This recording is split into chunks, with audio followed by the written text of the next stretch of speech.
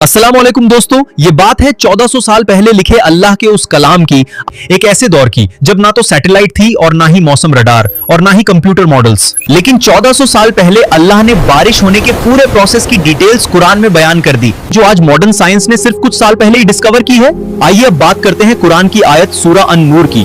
क्या तुमने नहीं देखा कि अल्लाह ही बादलों को चलाता है, फिर उनको आपस में मिला देता है, फिर उनको तह बतह कर देता है, फिर तुम देखते हो कि बादल से मेंह निकल कर बरस रहा है। कुरान की सूरह अन-नूर आयत 43 में अल्लाह ताला फरमाता है, क्या तुमने नहीं देखा कि अल्लाह बादलों को चलाता है, फिर उन्हें जोड़ता है, फिर उन्हें एक के ऊपर एक इकट्ठा कर देता है, फिर तुम देखते हो कि उनके बीच से बूंदें निकलती हैं। इस एक छोटी सी आयत में मौसम विज्ञान के 3 सबसे बड़े स्टेप्स छुपे हैं। Step 1, the wind factor. Quran कहता है अल्लाह बादलों को चलाता है, साइंस इसे कन्वर्जेंस कहता है। जैसे छोटे छोटे रुई के गोले हवा से एक तरफ जमा होते हैं, ठीक वैसे ही हवा छोटे छोटे बादलों को एक जगह जमा करती है।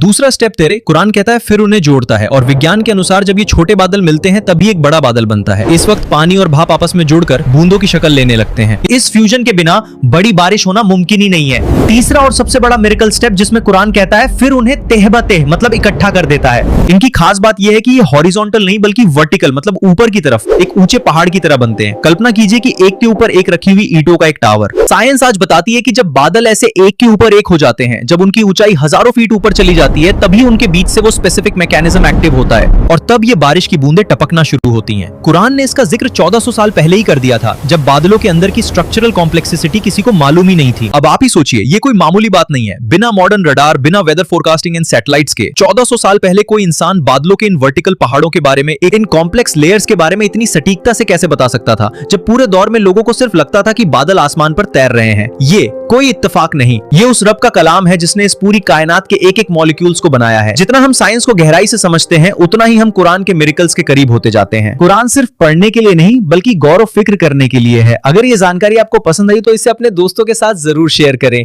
इसके बारे में आपका क्या कहना है हमें कमेंट्स में बताएं। अल्लाह हाफिज।